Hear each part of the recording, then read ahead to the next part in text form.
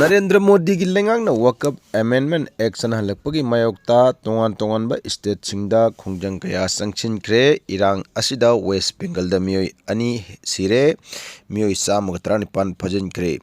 मणिपुर दसु इरांग असिना मरम ओइरगा मैतै पांगल सिना अकनममंगदा खोंजंग चंगसिनख्रे प्राइम मिनिस्टर नरेंद्र मोदी ना लुसिंगबा एनडीए लेंगांगना लोक सभा अमसुंग राज्य सभा अनिमक्ता पुथोक्तुना पास तौरबा मतुंगदा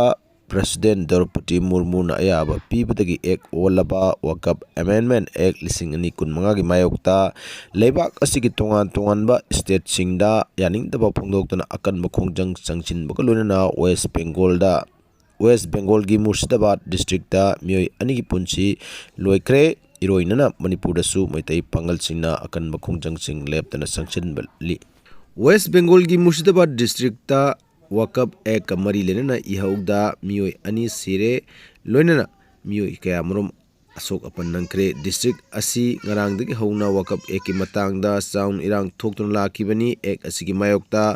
khongjang changsilliba singna railway station da nung langsin akai toy thon kraba matung ngasi sumaka ta na violent gi oiba mawngda khongjang kaya changsilakpudagi sound irang thokre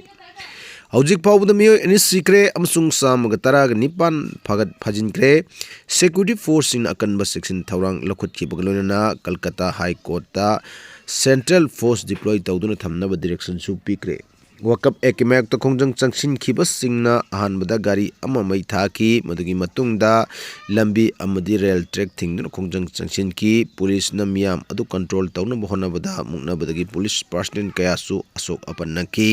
खोंजंग चंगसिलिबा मियोय सिंगना Murshidabad district की सुटी यौसिलकपा मतमदा मांगजोरना prohibitory order थमखिबा फम असिदा security force सिंगना मियाम अदु थिंगना होनबदा नुंगलंगसिनबा police की गाड़ी मै थाबा अमसुंग खुद थोकनबना सिंगबा को एब थोकदोक कयासु थोखी police की माइकैदगी लाठी सास तौदुना अमदि टियर गैस कापतुना यामलबा मियाम अदु तानखाइना होनकी अदुबो खोंजंग चंगसिलिबा सिंगना बोंगा मानबा नाबा खाइबा याबा पोलम सिंग कया लंगसिलकी वायलेंट की ओइबा खोंजंग असि कीबदगी पुलिस पर्सन कया मनाक नकपदा लैबा मोक्ता चंगसिनदुना लोनकी मुर्शिदाबाद की डिस्ट्रिक्ट एडमिनिस्ट्रेशन मफम असिदा तंगदु लैताबा हंजिलकनबा बॉर्डर सिक्योरिटी फोर्स ना मियंग संगबियो हाइना हाइजक्रे वेस्ट बेंगल की बीजेपी की प्रेसिडेंट मजुमदार ममता बनर्जी की लेंगाक्ता Murshidabad district rule of law enforce तौनब डिमांड तौरुदुना करिगम वेस्ट बेंगल दा बीजेपी ना पावर पारकलबदी असिगुम माइनॉरिटी सेक्शन अमन इरांग हौदुना येकाई थिनगाइबगी थबक तौरिबा असि मिनिट 5 मनुंगदा सुपसिनना लेबनगनी हाइना फोंदोकी वेस्ट बेंगल की चीफ मिनिस्टर ओरिबा ममता बनर्जी ना मुर्शिदाबाद डिस्ट्रिक्ट की इरांग असि तप्थहनबा होनबदा मियानु मतेंग पांगबियु अमुक अन मियामदा वकअप लो असि वेस्ट बेंगल ना सनहलोय पॉलिटिक्स की मिंगदा इरांग थोकनबा सिनबिगनु हाइना वाफम थमबगलना वकअप की मटांगदा संखलिब खोंजंग सि तप्थक खिबगी ममी हुजिकसु उद्री नकल अमरमदा एक असिगी मतंगदा मणिपुर दसु तोंगान तोंगानबा मफमसिंगदा अकनमोंग खोंजंग चंगसिली लिलोंगी अंजुमान इस्लाम ई मुहासरना सिंदुना चटखिबा यानिंगदबा खोंगचत्ता मियोय लिसिंग यांखै हेनमना सरुक याबगलुना काला कानून वाप्स लॉ प्रोटेक्ट वकअप प्रॉपर्टीज अमसुंग प्रोटेक्ट मुस्लिम राइट हाइबा खोलाउसिंग लाउदन कोखत खोंगचत चटकी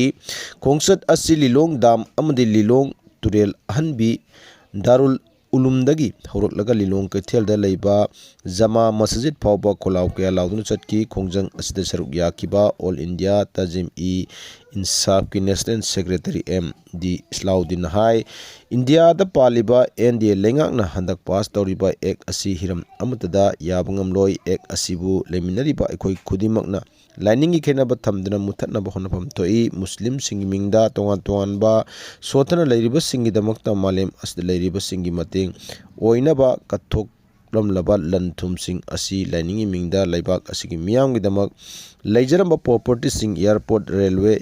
येंथोकना खिबगुमना वकअप के प्रॉपर्टी सिंगबु मुल्लगा योनगनी हाइरकलिबा थौं असि याबंगमलोय एक असि हंदोक्तुना तंगदु लैता हल्लु अमसुंग लैबाक असि कॉन्स्टिट्यूशन कंसी हाइना फोंदोकी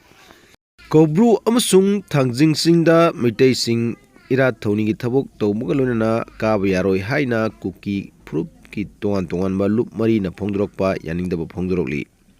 था सिगी मापंदा सुरसानपुर बेस तौबा कुकी जोगी लुप मरी याउना पुन्ना प्रूफ सिंग असिगी लुप मंगाना बफर जोन लानसिंदुना थांगजिंग सिंग अमदी ꯀꯧꯕ꯭ꯔꯨꯁꯤꯡꯗ ꯃꯩꯇꯩꯁꯤꯡꯅ ꯀꯥꯔꯛꯄ ꯌꯥꯔꯣꯏ ꯍꯥꯏꯕꯒꯤ ꯑꯀꯟꯕ ꯋꯥꯐꯝ ꯐꯣꯡꯗꯣꯛꯈ꯭ꯔꯦ꯫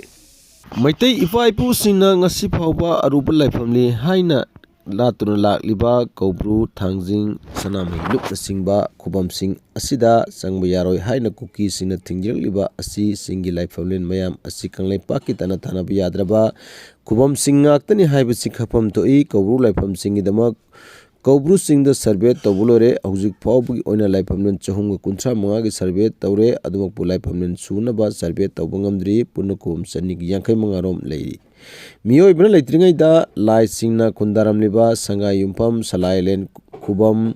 ꯁꯉꯥꯏ ꯌꯨꯝꯐꯝ ꯑꯆꯧꯕ, ꯁꯉꯥꯏ ꯌꯨꯝꯐꯝ ꯃꯆꯥ ꯄꯨꯝꯅꯃꯛꯀꯤ ꯈꯨꯕꯝꯁꯤꯡ ꯂꯦꯡꯗꯅ ꯂꯩꯔꯤ꯫ ꯀꯧꯕ꯭ꯔꯨ ꯆꯤꯡꯒꯣꯏꯔꯣꯟ, ꯀꯧꯕ꯭ꯔꯨ ꯆꯤꯡꯒꯣꯏꯕ, ꯆꯤꯡꯂꯣꯟ ꯂꯥꯏꯍꯨꯏ, ꯆꯤꯡꯅꯤ, ꯆꯨꯞꯂꯦꯟ ꯅꯆꯤꯡꯕ ꯄꯨꯌꯥꯁꯤꯡꯗ ꯂꯥꯏꯅꯤꯡꯊꯧ ꯂꯥꯏꯔꯦꯝꯕꯤꯁꯤꯡꯅ ꯈꯨꯟꯗꯥꯔꯝꯕꯒꯤ ꯃꯐꯝ ꯌꯥꯎꯔꯤꯕꯁꯤꯡ ꯑꯁꯤ ꯍꯧꯖꯤꯛꯁꯨ ꯂꯦꯡꯗꯅ ꯂꯩꯔꯤ ꯍꯥꯏꯕꯁꯤ ꯀꯨꯀꯤꯒꯤ ꯆꯨꯔꯆꯥꯟꯄꯨꯔꯗ ꯕꯦꯖ ꯇꯧꯕ ꯂꯨꯞ ꯈꯔꯅ ꯈꯪꯅ ꯈꯪꯁꯤꯟꯅꯗꯕ ꯁꯥꯗꯨꯅ ꯊꯦꯡꯅꯔꯤꯕ ꯑꯁꯤ ꯌꯥꯝꯅꯃꯛ ꯂꯥꯏꯕꯛ ꯊꯤꯕ ꯑꯃꯅꯤ ꯍꯥꯏꯅ ꯁꯅꯥ ꯀꯣꯅꯨꯡꯒꯤ ꯃꯩꯆꯧ ꯄꯨꯔꯦꯜ ꯑꯣꯏꯔꯤꯕ ꯄ꯭ꯔꯣꯐꯦꯁꯔ ꯀꯥꯡꯖꯤꯌꯥ ꯃꯉꯥꯡꯅ ꯐꯣꯡꯗꯣꯛꯈ꯭ꯔꯦ꯫ ꯆꯠꯂꯤꯕ ꯊꯥ ꯑꯁꯤꯒꯤ 7ꯗ ꯀꯨꯀꯤꯖꯣ ꯐꯨꯔꯨꯞꯀꯤ ꯂꯨꯞꯁꯤꯡꯅꯤ ꯍꯥꯏꯖꯕ ꯆꯨꯔꯆꯥꯟꯄꯨꯔꯗꯒꯤ KIC, KCA, KSO, KWU ꯑꯃꯁꯨꯡ KKL, GHQ ꯑꯃꯗꯤ KWOSR ꯒꯤ ꯄ꯭ꯔꯦꯁꯤꯗꯦꯟꯠ, ꯚꯥꯏꯁ ꯄ꯭ꯔꯦꯁꯤꯗꯦꯟꯠ ꯑꯃꯗꯤ ꯖꯦꯅꯔꯦꯜ ꯁꯦꯀ꯭ꯔꯦꯇꯔꯤꯅ ꯊꯣꯛꯄ ꯆꯦꯔꯣꯜ ꯑꯃꯒꯤ ꯃꯇꯨꯡ ꯏꯟꯅ ꯃꯩꯇꯩꯒꯤ ꯐꯨꯔꯨꯞꯀꯤ ꯃꯤꯑꯣꯏꯁꯤꯡꯅ ꯆꯠꯂꯤꯕ ꯊꯥ ꯑꯁꯤꯗ ꯊꯥꯡꯖꯤꯡ ꯆꯤꯡ ꯀꯥꯅꯅꯕꯒꯤꯗꯃꯛ ꯕꯐꯔ ꯖꯣꯟ ꯂꯥꯟꯁꯤꯜꯂꯛꯅꯕ ꯊꯧꯔꯥꯡ ꯇꯧꯔꯦ ꯍꯥꯏꯕꯒꯤ ꯄꯥꯎ ꯐꯪꯂꯤꯕ ꯑꯁꯤ ꯀꯨꯀꯤꯖꯣꯒꯤ ꯂꯝꯁꯤꯡꯗ ꯖꯨꯔꯤꯗꯤꯛꯁꯟꯗ ꯂꯥꯟꯅ ꯃꯩꯇꯩ ꯐꯨꯔꯨꯞꯀꯤ ꯃꯤꯑꯣꯏꯁꯤꯡ ꯑꯃꯠꯇ ꯆꯪꯍꯜꯂꯣꯏ ꯍꯥꯏꯕꯒꯤ ꯋꯥꯐꯝ ꯄꯥꯎꯆꯦꯁꯤꯡꯗ ꯐꯣꯡꯗꯣꯛꯈ꯭ꯔꯕꯅꯤ꯫ ꯑꯣꯏꯔꯛꯂꯤꯕ ꯐꯤꯚꯝ ꯑꯁꯤꯗ ꯒꯚꯔꯅꯔꯅ ꯂꯨꯆꯤꯡꯕ ꯄ꯭ꯔꯦꯁꯤꯗꯦꯟꯠ ꯔꯨꯜꯒꯤ ꯂꯩꯉꯥꯛꯅ ꯀꯔꯤ ꯀꯔꯝꯕ ꯊꯧꯔꯥꯡꯁꯤꯡ ꯄꯥꯏꯈꯠꯀꯗꯧꯔꯤꯕꯒꯦ ꯍꯥꯏꯕꯗꯨ ꯍꯧꯖꯤꯛ ꯐꯥꯎꯕꯒꯤ ꯑꯣꯏꯅ ꯈꯪꯕ ꯉꯝꯗ꯭ꯔꯕꯁꯨ ꯃꯅꯤꯄꯨꯔꯒꯤ ꯎꯃꯪ ꯂꯥꯏꯁꯤꯡꯒꯤ ꯈꯣꯡꯒꯨꯟ ꯂꯤꯗꯨꯅ ꯃꯁꯤꯒꯤꯗꯃꯛ ꯑꯆꯧꯕ ꯊꯧꯗꯥꯡ ꯂꯧꯔꯤꯕ ꯎꯃꯪ ꯂꯥꯏ ꯀꯟꯕ ꯂꯨꯞꯀꯤ ꯖꯦꯅꯔꯦꯜ ꯁꯦꯀ꯭ꯔꯦꯇꯔꯤ ꯃꯨꯇꯨꯝ ꯃꯅꯤꯇꯣꯟꯅ ꯍꯥꯏ ꯆꯤꯡ ꯀꯥꯔꯛꯄ ꯌꯥꯔꯣꯏ ꯍꯥꯏꯔꯤꯕꯁꯤ ꯍꯥꯏꯔꯛꯂꯤꯕ ꯀꯨꯀꯤꯁꯤꯡ ꯑꯗꯨꯒꯤ ꯋꯥꯈꯜꯂꯣꯟ ꯑꯃ ꯑꯣꯏꯔꯝꯕ ꯌꯥꯏ, ꯑꯗꯨꯕꯨ ꯑꯣꯏꯔꯣꯏꯗꯕꯗ ꯁꯤꯡꯅꯔꯛꯄꯅꯤ꯫ ꯉꯝꯂꯣꯏꯗꯕꯗ ꯁꯤꯡꯅꯕ ꯍꯥꯏꯕꯁꯤ ꯑꯁꯦꯡꯕꯒꯤ ꯈꯨꯗꯝ ꯅꯠꯇꯦ, ꯇꯧꯔꯣꯏꯗꯕꯅꯤ꯫ ꯃꯩꯇꯩꯅ ꯉꯥꯛꯇꯨꯅ ꯂꯥꯛꯄ ꯂꯩꯕꯥꯛ ꯑꯁꯤ ꯃꯇꯝ ꯈꯔꯒꯤ ꯃꯃꯥꯡꯗ ꯂꯩꯔꯛꯄ ꯃꯤꯑꯣꯏꯁꯤꯡꯕꯨꯁꯨ ꯃꯩꯇꯩꯁꯤꯡꯅ ꯃꯆꯤꯟ ꯃꯅꯥꯎꯅꯤ ꯈꯟꯖꯔꯒ ꯌꯥꯝꯅ ꯅꯨꯡꯁꯤꯅ ꯂꯩꯃꯤꯟꯅꯔꯛꯄꯅꯤ꯫ ꯑꯩꯅ ꯄꯥꯡꯒꯟ ꯀꯜꯂꯤ ꯍꯥꯏꯗꯨꯅ ꯃꯩꯇꯩ ꯁꯤꯡꯅꯒꯅꯤ ꯈꯜꯂꯤꯕꯁꯤ ꯑꯄꯪꯕ ꯋꯥꯈꯜꯂꯣꯟꯅꯤ꯫ ꯊꯥꯡꯖꯤꯡ ꯑꯃꯁꯨꯡ ꯀꯧꯕ꯭ꯔꯨ ꯀꯥꯕꯗ ꯀꯌꯥꯝ ꯀꯨꯏꯅ ꯊꯤꯡꯕ ꯉꯝꯒꯗꯧꯔꯤꯕꯅꯣ ꯍꯪꯅꯗꯨꯅ ꯎꯀꯜꯒꯤ ꯃꯥꯏꯀꯩꯗꯒꯤ ꯆꯤꯡ ꯑꯅꯤꯃꯛ ꯀꯥꯒꯅꯤ꯫ ꯀꯅꯥꯅ ꯊꯤꯡꯕ ꯉꯝꯒꯗꯧꯔꯤꯕꯅꯣ ꯍꯥꯏꯕꯗꯨ ꯑꯩꯈꯣꯏꯗꯤ ꯀꯥꯐꯝ ꯊꯣꯛꯄꯅꯤ ꯍꯥꯏꯅ ꯐꯣꯡꯗꯣꯛꯈꯤ꯫